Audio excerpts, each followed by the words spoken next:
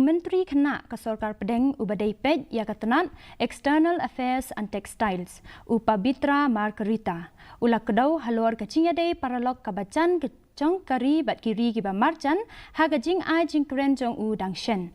Ulah batai syapang ke Jingkongsan jong ke kam khayi pateng bat ke Jingiadei para beriau bat kari Bangladesh. Bat ulah ong ba ke India kalong kum Vishwa Bandhu lani Paralok jong ke Perthai. Margarita ulah penparu ia ke Jing Sngaus kam halor ke Jingya Buram Mar Keliang kaba pene ia ke Jingiadei jong kari bat kiwedi kiri ke Perthai.